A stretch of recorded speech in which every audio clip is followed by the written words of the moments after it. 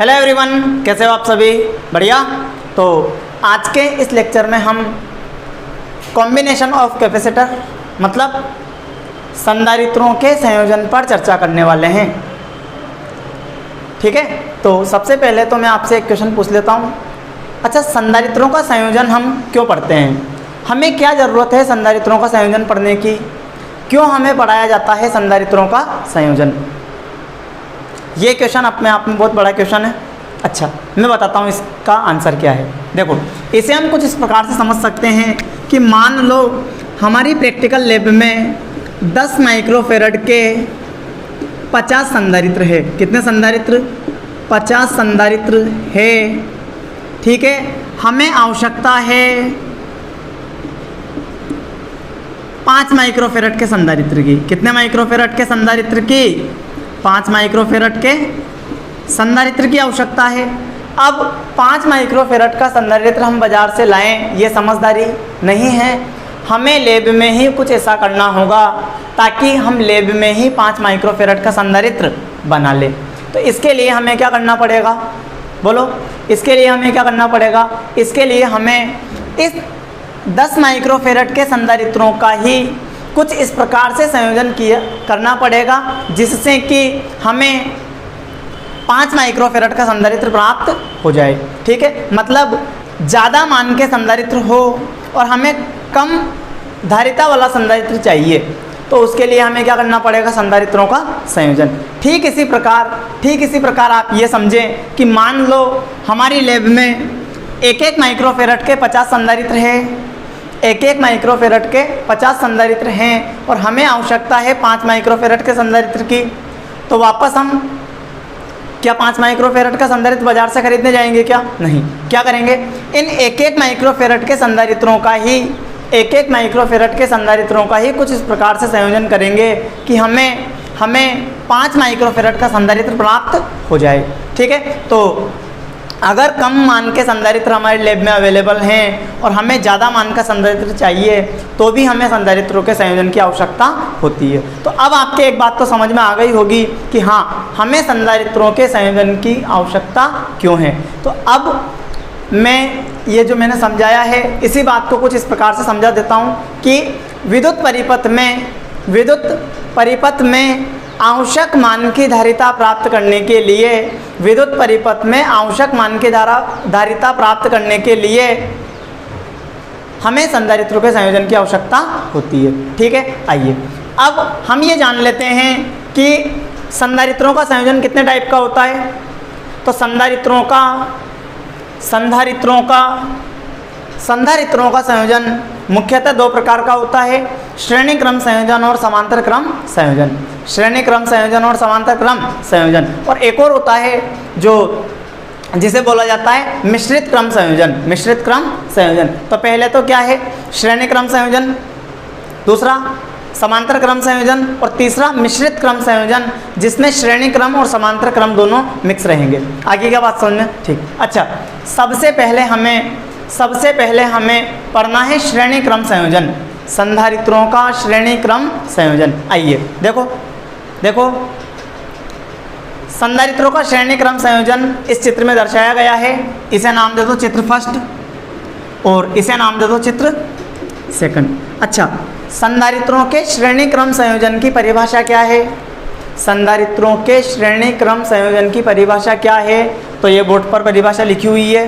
देखो, संधारित्रों का ऐसा संयोजन जिसमें पहले संधारित्र की पहली प्लेट बैटरी के धन सिरे से तथा दूसरी प्लेट दूसरे संधारित्र की पहली प्लेट से, फिर दूसरे संधारित्र की दूसरी प्लेट तीसरे संधारित्र की पहली प्लेट से, इस प्रकार इसी क्रम से कई संधारित्रों को जोड़ दिया जाता है और अंतिम संधारित्र की दूसरी प्लेट को बैटरी के ऋण सिरे से जोड़ देते हैं। तो ये जो संयोजन है, इस संयोजन को बोला जाता है श्रेणी क्रम संयोजन। क्या बोला जाता है? श्रेणी क्रम संयोजन। आप चित्र में देख सकते हो। देखो, पहले संधारित्र की पहली प्लेट बैटरी के धन सिरे से, पहले संधारित्र की दूसरी प्लेट दूसरे संधारित्र की पहली प्लेट से, दूसरे संधारित्र की दूसरी प्लेट तीसरे संधारित्र की पहली प्लेट से, और चूंकि हमने यहाँ समझने के हिसाब से 3 ही संधारित्र लिए हैं तो अंतिम संधारित्र यही है, तो अंतिम संधारित्र की दूसरी प्लेट बैटरी के ऋण सिरे से जोड़ देते हैं, तो यह संयोजन क्या कहलाता है? श्रेणी क्रम संयोजन। तो आ गई होगी आपके अब डेफिनेशन समझ में। मैं एक बार और रिपीट कर देता हूँ कि संधारित्रों का ऐसा संयोजन जिसमें पहले संधारित्र की पहली प्लेट बैटरी के धन सिरे से, पहले संधारित्र की दूसरी प्लेट दूसरे संधारित्र की पहली प्लेट से, दूसरे संधारित्र की दूसरी प्लेट तीसरे संधारित्र की पहली प्लेट से, यह क्रम चलता रहेगा और अंतिम संधारित्र की दूसरी प्लेट बैटरी के ऋण सिरे से जोड़ देते हैं। तो इस प्रकार का संयोजन श्रेणी क्रम संयोजन कहलाता है। ठीक है, अच्छा ये बात तो मुझे समझ में आ गई। अब इस संयोजन में और भी कुछ बातें हैं जो हमें समझनी है। आइए देखो, यहाँ हमें और भी कुछ बातें समझनी है। पहली बात आपको क्या समझनी है कि यहाँ से आवेश चला पॉजिटिव चार्ज, ठीक है, तो ये पॉजिटिव चार्ज पहले संधारित्र की पहली प्लेट पर आया, पहले संधारित्र की पहली प्लेट पर आया पॉजिटिव चार्ज, और प्रेरण के कारण दूसरी प्लेट पर ऋणावेश प्रेरित हो गया, प्रेरण के कारण दूसरी प्लेट पर ऋणावेश प्रेरित हो गया, और ठीक दूसरी प्लेट के बाहरी सतह पर पॉजिटिव चार्ज आया, वो पॉजिटिव चार्ज आगे चला और वो पॉजिटिव चार्ज पहुंच गया कहाँ? दूसरे संधारित्र की पहली प्लेट पर, और वापस प्रेरण के कारण दूसरे संधारित्र की दूसरी प्लेट पर कौन सा चार्ज आ गया? Negative charge. और इस प्लेट के बाहरी भाग में वापस पॉजिटिव चार्ज प्रेरित हो जाएगा जो कि आगे बढ़ेगा और वो तीसरे संधारित्र की पहली प्लेट पर आ जाएगा, और फिर क्या होगा? फिर तीसरे संधारित्र की दूसरी प्लेट के आंतरिक सतह पर नेगेटिव चार्ज प्रेरित हो जाएगा। ठीक है, अच्छा मतलब मुझे एक बात तो समझ आती है, क्या बोलो, क्या मुझे एक बात तो समझ आती है कि श्रेणी क्रम संयोजन में प्रत्येक संधारित्र पर आवेश की मात्रा सेम होती है, प्रत्येक संधारित्र पर आवेश की मात्रा सेम होती है, ध्यान रख लोगे। अच्छा ये बात तो हमारे समझ आ गई, लेकिन आप सोचो कि आवेश तो सभी संधारित्रों पर समान है, परंतु इनकी धारिताएं अलग अलग होने के कारण आप देख सकते हो C1, C2, C3 इनकी धारिताएं अलग अलग होने के कारण प्रत्येक संधारित्र के सिरों पर विभवांतर का मान क्या होगा? अलग अलग होगा, V1, V2 और V3। क्या रहेगा? V1, V2 और V3। तब कुल विभव क्या होगा? V बराबर होगा V1 plus V2 plus V3, समीकरण नंबर 1। सही है। अच्छा V1 क्या है? पहले संधारित्र की प्लेटों के मध्य विभवांतर, V2 दूसरे संधारित्र की प्लेटों के मध्य विभवांतर, और V3 तीसरे संधारित्र की प्लेटों के मध्य विभवांतर। तो V1 बराबर क्या होगा? क्या है V1? पहले संधारित्र की प्लेटों के मध्य विभवांतर। तो हम एक फॉर्मूला जानते हैं, C बराबर होता है Q बटे V। C बराबर Q बटे V धारिता का फॉर्मूला होता है ना, C बराबर Q बटे V। तो यहाँ से V बराबर क्या हो जाएगा? Q बटे C। V बराबर क्या हो जाएगा? Q बटे C। अच्छा ये V1 क्या था? पहले संधारित्र की प्लेटों के मध्य विभवांतर। तो यहाँ से V बराबर Q बटे C से Q पहले संधारित्र की प्लेटों पर आवेश Q बटे पहले संधारित्र की धारिता C1। इसी तरह बोलो V2 बराबर क्या होगा? V2 बराबर होगा Q बटे C2। बोलो होगा कि नहीं होगा? और इसी तरह V3 बराबर क्या होगा? V3 बराबर होगा Q बटे C3। इसे नाम देते समीकरण नंबर 2। अच्छा यहाँ तक की कहानी समझ में आ गई क्या? एक बार और रिपीट कर देता हूँ मैं। श्रेणी क्रम संयोजन में प्रत्येक संधारित्र पर आवेश का मान तो समान होगा, परंतु इनकी धारिताएं अलग अलग होने के कारण प्लेटों के मध्य विभवांतर भी क्या होगा? अलग अलग होगा। तब कुल विभव क्या रहेगा? V बराबर रहेगा V1 plus V2 plus V3। V1, V2 और V3 की वैल्यू हम ज्ञात कर लेंगे इस फॉर्मूले से, और फिर इसके बाद हमें क्या करना है? समीकरण 1 में मान रखना है। समीकरण 1 में मान रखने पर रखो समीकरण 1 में मान V बराबर क्या आएगा? बोलो Q/C1 plus Q/C2 plus Q/C3। अच्छा, अब यहाँ से कुछ कॉमन आ रहा है क्या? कुछ कॉमन आ रहा है क्या यहाँ से? हाँ, क्या कॉमन आ रहा है? बोलो फटाफट। Q कॉमन, बोलो 1/C1 plus 1/C2 plus 1/C3।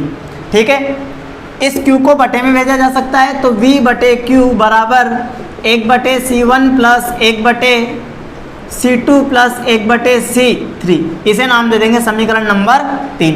अब यदि हम थोड़ा सा ध्यान दें तो चित्र सेकंड से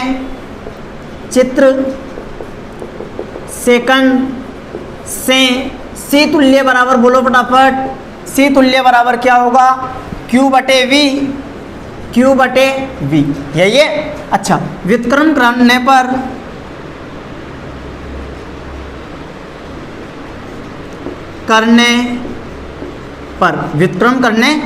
तो क्या हो जाएगा? 1/C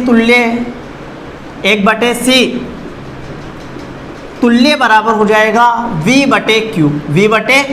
समीकरण 4, समीकरण 3 व समीकरण 4 से, समीकरण 3 व समीकरण 4 से, बोलो फटाफट, बोलो 1/C तुल्य बराबर हो जाएगा 1/C1 plus 1/C2 plus 1/C3।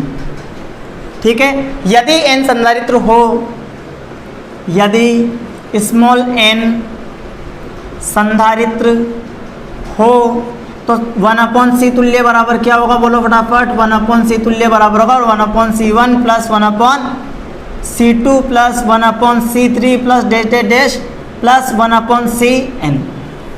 ठीक है, ये व्यापक रूप में फॉर्मूला आ गया। ठीक है,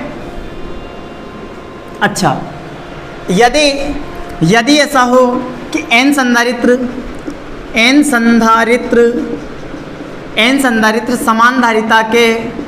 समान धारिता C के श्रेणी क्रम में जुड़े हो,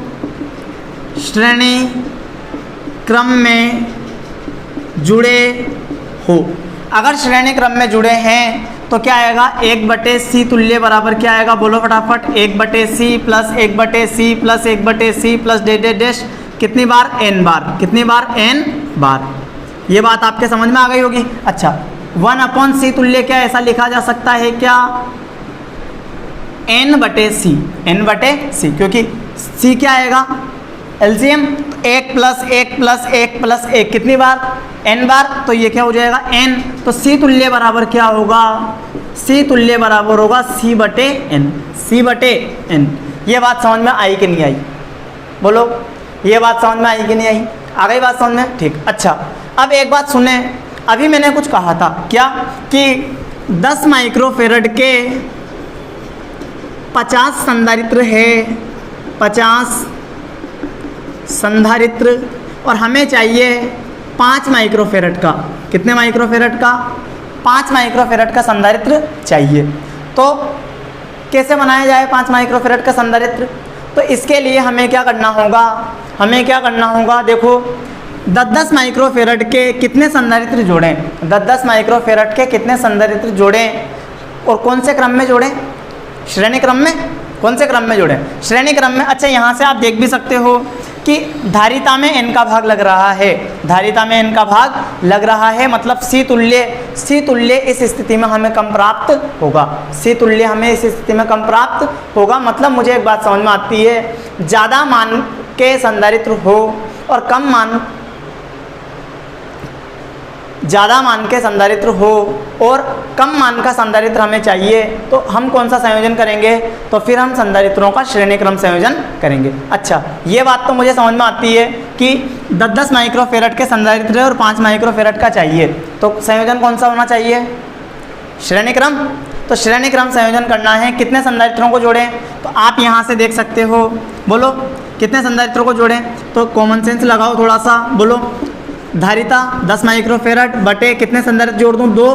तो यहाँ से 5 माइक्रोफेरड। मतलब अगर मेरे पास 10 माइक्रोफेरड के संधारित्र हों और मुझे 5 माइक्रोफेरेट का संधारित्र चाहिए, तो 10-10 माइक्रोफेरेट के 2 संधारित्रों को श्रेणी क्रम में जोड़कर मैं 5 माइक्रोफेरेट धारिता का संधारित्र बना सकता हूँ। तो अब आपके 2 बातें समझ में आ गई होगी। क्या?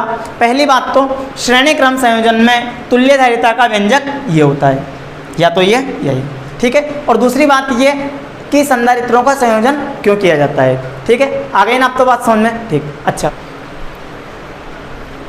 अभी हमने संधारित्रों का श्रेणी क्रम संयोजन समझा है, अब हमें संधारित्रों का समांतर क्रम संयोजन समझना है, ठीक है। क्या होता है संधारित्रों का समांतर क्रम संयोजन? तो इसकी डेफिनेशन मैंने बोर्ड पर लिखी हुई है, आइए देखते हैं। संधारित्रों का ऐसा संयोजन जिसमें सभी संधारित्रों की पहली प्लेट बैटरी के धन सिरे से तथा दूसरी प्लेट बैटरी के ऋण सिरे से जुड़ी हो समांतर क्रम संयोजन कहलाता है, ठीक है। देखो आप चित्र में देखो, ये चित्र फर्स्ट है और ये चित्र सेकंड, ठीक है। तो चित्र फर्स्ट में देखो C1, C2 और C3 तीनों संधारित्रों की पहली प्लेट बैटरी के धन सिरे से तथा तीनों संधारित्रों की दूसरी प्लेट बैटरी के ऋण सिरे से जुड़ी है। तो इस प्रकार के संयोजन को बोला जाता है समांतर क्रम संयोजन, ठीक है। अच्छा, समांतर क्रम संयोजन में एक बात हमें यहाँ पर ध्यान रखनी है। आप एक बात बताओ कि इस बिंदु और इस बिंदु के बीच वोल्टेज कितना है? बोलो। बैटरी का वोल्टेज भी है कि नहीं है? अच्छा, अगर मैं आपसे पूछूं कि आप मुझे इस बिंदु और इस बिंदु का वोल्टेज बताओ, तो यहाँ बीच में कुछ है क्या अवयव? नहीं है। मतलब यहाँ बिंदु कुछ भी बिंदु मान लो, P मान लो, बिंदु P और बिंदु Q, इन P और Q बिंदु के बीच का विभवांतर कितना है? V। आगे बात समझे? ठीक इसी तरह अब अगर मैं आपसे कहूँ बिंदु A और बिंदु B, इनके बीच का विभवांतर कितना है? बोलो कितना है? V। इसका मतलब ये हुआ कि A और B के बीच में C2 संधारित्र जुड़ा हुआ है, इसके सिरों पर विभवांतर कितना? V। A और B के बीच में C1 संधारित्र जुड़ा हुआ है, विभवांतर कितना? V। A और B के बीच में C3 संधारित्र जुड़ा हुआ है, विभवांतर कितना? V। मतलब अब मुझे एक बात समझ में आती है, क्या? बोलो। समांतर क्रम संयोजन में प्रत्येक संधारित्र के सिरों पर विभवांतर एक समान होता है। मतलब समांतर क्रम संयोजन में प्रत्येक संधारित्र की प्लेटों के मध्य विभवांतर एक समान होता है, ठीक है। परंतु संधारित्रों की धारिता C1, C2, C3 अलग अलग होने के कारण, इन संधारित्रों की धारिताएं अलग अलग होने के कारण इन पर आवेश के मान भी अलग अलग होंगे। मान लिया C1 संधारित्र पर आवेश Q1, C2 संधारित्र पर आवेश Q2, C3 संधारित्र पर आवेश Q3, तब कुल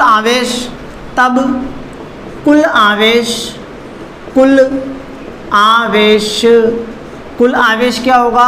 बोलो Q बराबर Q1 plus Q2 plus Q3, समीकरण नंबर 1। ये बात आपके समझ में आ गई होगी। एक और बार रिपीट कर देता हूँ कि समांतर क्रम संयोजन में प्रत्येक संधारित्र पर विभव का मान एक समान रहेगा, परंतु संधारित्रों की धारिताएं अलग अलग होने के कारण इन संधारित्रों पर आवेश के मान भी क्या रहेंगे? अलग अलग, Q1, Q2 और Q3। यहाँ एक बात ध्यान दें कि ये Q1, Q2, Q3 की जो हम बात कर रहे हैं, ये किसी भी संधारित्र की एक प्लेट पर उपस्थित आवेश की बात कर रहे हैं, ठीक है। अच्छा, अब हमें क्या करना है? अच्छा, ये Q1 क्या है? पहले संधारित्र की प्लेटों पर उपस्थित आवेश, Q2 दूसरे संधारित्र की प्लेटों पर उपस्थित आवेश, Q3 तीसरे संधारित्र की प्लेटों पर उपस्थित आवेश। तो क्या हम Q1 पता कर सकते हैं कि Q1 कितना है? बोलो। C बराबर Q बटे V। तो यहाँ से Q बराबर क्या हो जाएगा? CV। बोलो होगा कि नहीं होगा? होगा, ठीक। अच्छा, Q बराबर C इंटू V। तो यहाँ से Q1 बराबर क्या आ जाएगा? C1V। क्या आएगा? C1V। इसी प्रकार Q2 बराबर बोलो C2V, Q3 बराबर बोलो C3V, और इसे नाम दे देंगे समीकरण नंबर 2। आ गई बात समझ में? ठीक। अच्छा, अब हमें क्या करना है? समीकरण 1 में मान रखने पर समीकरण 1 में मान रखने पर बोलो यहाँ से Q बराबर C1V plus C2V plus C3V, ठीक है ना। Q1 Q2 Q3 का मान रख दिए। इसमें से कुछ कॉमन आ रहा है क्या, तो Q बराबर V कॉमन आ रहा है C1 plus C2 plus C3, ठीक है।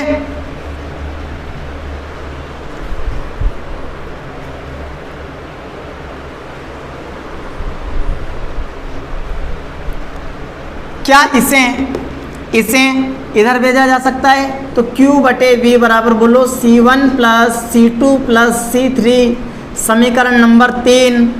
चित्र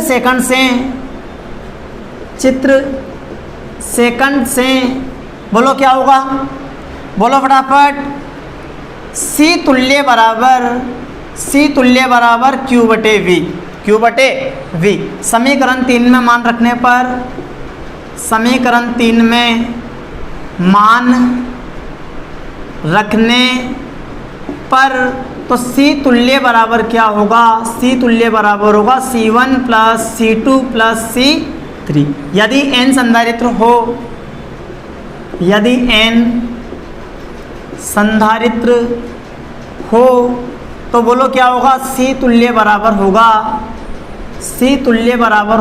C1 plus C2 plus C3 plus dash dash dash plus Cn। बोलो होगा कि नहीं होगा, ठीक। अच्छा, यदि समान धारिता C के n संधारित्र समांतर क्रम में हों,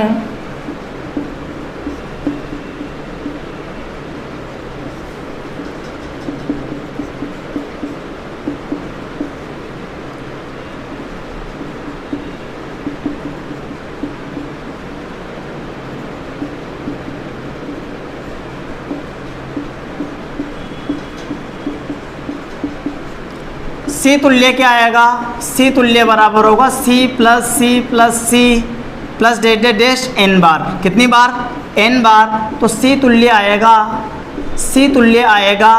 NC। क्या आएगा, NC, ठीक है। अच्छा, अब यहाँ से हम एक और बात समझ लेते हैं कि मान लो हमारी लैब में 1 माइक्रोफेरड के 50 संधारित्र है, 1 माइक्रोफेरड के 50 संधारित्र है और मुझे ज़रूरत है 5 माइक्रोफेरड के संधारित्र की। कितने माइक्रोफेरड के संधारित्र की, 5 माइक्रोफेरड के संधारित्र की, ठीक है। तो एक माइक्रोफेरड के संधारित्रों से अगर 5 माइक्रोफेरड का संधारित्र बनाना है, मतलब हमारे पास यदि कम मान के संधारित्र हो और ज़्यादा मान का संधारित्र अगर चाहिए तो हमें कौन सा संयोजन करना चाहिए, समांतर क्रम संयोजन। यानी हम एक माइक्रोफेरड के संधारित्रों को ही समांतर क्रम में जोड़कर 5 माइक्रोफेरड का संधारित्र बना सकते हैं। तो आप मुझे बताओ कि यहाँ हमें एक माइक्रोफेरड के कितने संधारित्रों को समांतर क्रम में जोड़ना पड़ेगा कि हमारे पास तुल्य धारिता 5 माइक्रोफेरड आ जाए। बोलो, 1 माइक्रोफेरड यहाँ रख देंगे, कितने चाहिए, बोलो। C तुल्य 5 है ना, तो 1 इंटू 5 मतलब हमें एक माइक्रोफेरड के 5 संधारित्रों को समांतर क्रम में जोड़ना है, जिससे हमें 5 माइक्रोफेरड की तुल्य धारिता प्राप्त हो जाएगी। तो अब आपके सारी कहानी समझ में आ गई होगी। बोलो आई कि नहीं आई।